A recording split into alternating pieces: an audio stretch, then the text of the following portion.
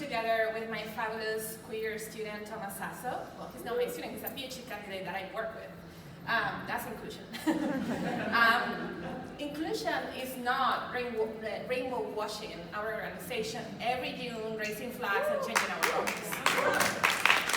Inclusion is not about adding a paragraph on how diverse and fabulous we are in our job ads, because exposing culture, a diversity culture, doesn't mean that we're creating inclusion.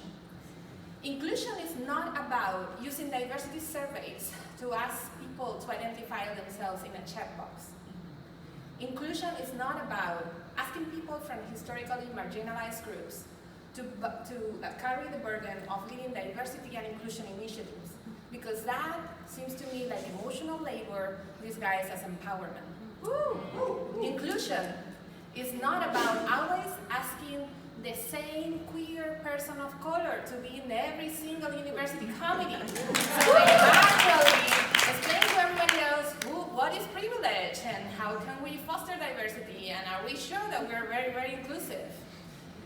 Inclusion is not about creating the illusion of a safe space with pretty color stickers so people can identify themselves when there's an inherent risk of saying, yes, I'm different from others.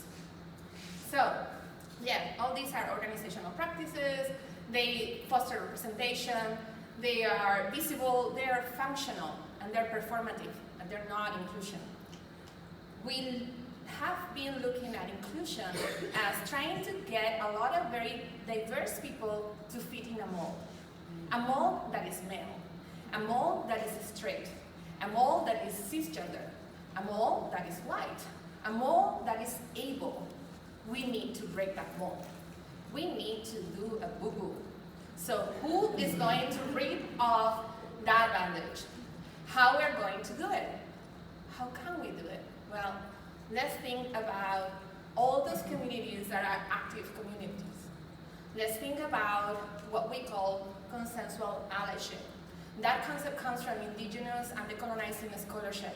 And we need to put in the center of all of our efforts those who have suffered most, those who suffer, because those are the ones who have to take the leadership and who have to be the center of all this.